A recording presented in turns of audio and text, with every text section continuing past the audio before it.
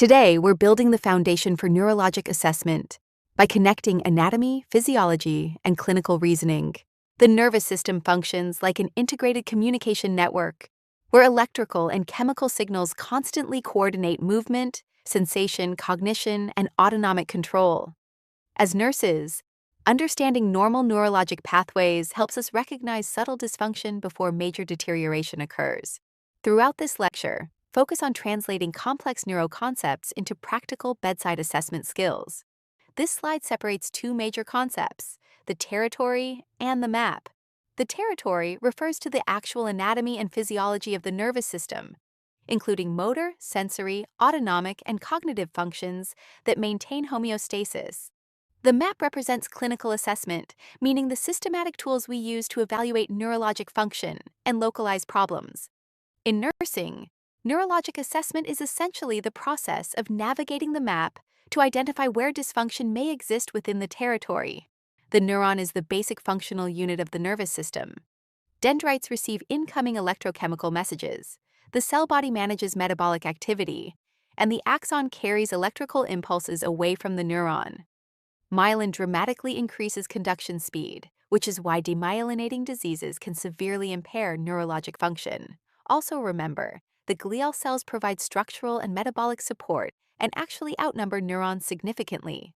Neurons communicate through synapses using chemical neurotransmitters. First, neurotransmitters are synthesized and stored inside synaptic vesicles. When an action potential arrives, the neurotransmitters are released into the synaptic cleft, bind to receptors on the postsynaptic cell, and either stimulate or inhibit activity. Finally, the neurotransmitters are cleared through enzymatic breakdown or reuptake, so the signal can terminate appropriately. This slide introduces the two major divisions of the nervous system. The central nervous system, or CNS, includes the brain and spinal cord and acts as the primary command center for processing and decision-making. The peripheral nervous system, or PNS, serves as the communication network connecting the CNS to the rest of the body through cranial nerves, spinal nerves, and the autonomic nervous system. Remember, for NCLEX, the CNS interprets information while the PNS delivers signals in and out. The cerebrum is divided into two hemispheres, connected by the corpus callosum, allowing communication between both sides of the brain. The GI-RI and sulci increase surface area, supporting higher-level neurologic activity. Functionally, the frontal lobe controls executive function and motor activity. The parietal lobe processes sensory information. The temporal lobe manages hearing and memory, and the occipital lobe is responsible for vision. Also remember that gray matter contains neuron cell bodies, while white matter contains myelinated nerve fibers for rapid signal transmission. This slide focuses on the structures below the cerebrum that regulate survival and coordination. The midbrain helps with visual and auditory reflexes. The pons assist with respiratory regulation and communication between structures. And the medulla controls critical autonomic functions like heart rate, blood pressure, swallowing, and breathing. The cerebellum fine-tunes movement, balance, coordination, and proprioception. Damage to these areas can rapidly become life-threatening, especially when respiratory or cardiovascular control centers are affected. The cerebellum and basal ganglia both contribute to movement, but they have different roles. The cerebellum smooths and coordinates muscle activity, helping with balance and fine motor control. Cerebellar dysfunction often causes ataxia, flexidity, poor coordination, and abnormal posture. In contrast, the basal ganglia help plan movement and suppress unwanted motion, so dysfunction produces rigidity, tremors, involuntary movements, and posture disturbances, as seen in Parkinson's and Huntington's disease. The central nervous system requires significant protection because neurons are highly sensitive to injury. Physically, the skull and cerebrospinal fluid cushion and support the brain. CSF also provides metabolic and immune support while circulating through the ventricles and subarachnoid space. Chemically, the blood-brain barrier uses tight endothelial junctions to carefully regulate what substances can enter the CNS. Clinically, this is important because many medications have difficulty crossing the blood-brain barrier to treat neurologic disorders. This slide focuses on the spinal cord, which serves as the major communication highway between the brain and body. In cross-section, the spinal cord contains H-shaped gray matter surrounded by white matter tracts carrying ascending sensory and descending motor signals. The posterior, or dorsal, horns process incoming sensory information, while the anterior, or ventral, horns contain motor neurons sending impulses out to skeletal muscles. For ens helix, remember, dorsal equals sensory in, ventral equals motor out. Voluntary movement depends on the corticospinal tract, which carries motor commands from the brain to the muscles. Upper motor neurons originate in the cortex and brainstem, where movement is planned and initiated. These signals then synapse with lower motor neurons in the spinal cord interior horns, which directly stimulate muscle contraction.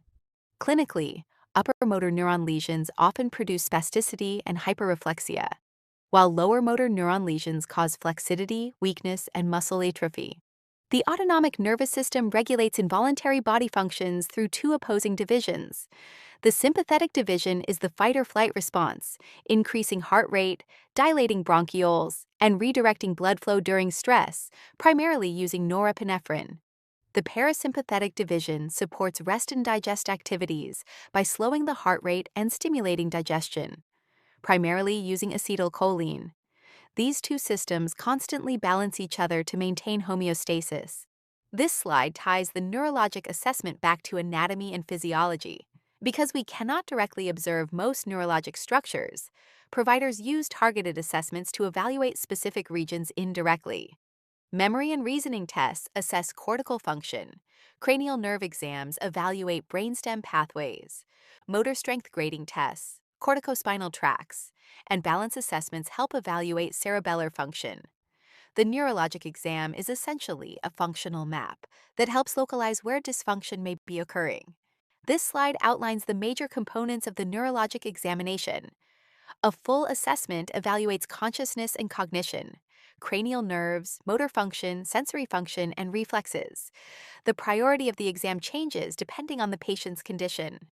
For example, spinal cord injuries emphasize motor, sensory, and reflex testing, while altered mental status or coma shifts attention toward consciousness and cranial nerve function. The neurologic exam is systematic and helps localize where dysfunction may be occurring. Level of consciousness is one of the most sensitive indicators of neurologic status. Assessment includes observing alertness, eye-opening, verbal responses, motor responses, and how much stimulation is required to trigger a response. Patients who respond only to painful stimuli demonstrate more severe neurologic impairment than those responding to verbal cues. In unresponsive patients, motor and cranial nerve findings become critical for identifying the location and severity of injury. Mental status assessment evaluates higher cortical functioning and should use objective, non-judgmental terminology. Intellectual function testing includes memory, calculation ability, and abstract reasoning. Thought content assesses clarity, spontaneity, hallucinations, or unusual perceptions. Emotional status evaluates mood and affect, while language testing helps identify aphasia or communication deficits. Trending changes over time is often more important than a single isolated finding. Motor assessment begins with observing gait, posture, muscle symmetry, and involuntary movements. Muscle tone is evaluated during passive movement and may present as spasticity, rigidity, or flaccidity. Spasticity is associated with increased tone and hyperreflexia, commonly seen with upper motor neuron lesions. Rigidity produces constant resistance throughout movement, while flexidity reflects severe loss of muscle tone, often seen with lower motor neuron injury or acute neurologic damage. Muscle strength is graded on a standardized 0 to 5 scale by comparing bilateral movement against gravity and resistance. A score of 0 indicates no movement, while 5 represents full strength against resistance. Scores of 2 and 3 indicate the patient can move but has difficulty overcoming gravity or resistance. This grading system helps clinicians monitor progression, identify asymmetry, and detect subtle neurologic deterioration over time. This slide emphasizes that neurologic care is dynamic and relies on trending information over time. The bedside neurologic assessment establishes the baseline, while diagnostic imaging such as CT, MRI, EEG, or angiography provides detailed visualization of structural or functional abnormalities. Clinicians compare assessment findings with diagnostic results to guide interventions and evaluate treatment response. Patient education is also critical, especially when preparing for imaging with contrast, explaining procedure expectations, monitoring for side effects, and reinforcing follow-up care. This final slide brings everything together. Neurologic assessment is really the art of translating physical signs and symptoms into an understanding of where dysfunction exists within the nervous system. Every weakness, reflex change, speech abnormality, or alteration in consciousness represents a clue about the underlying circuitry. The key takeaway for nursing and clinical practice is that careful, systematic bedside observation remains one of the most powerful diagnostic tools in healthcare.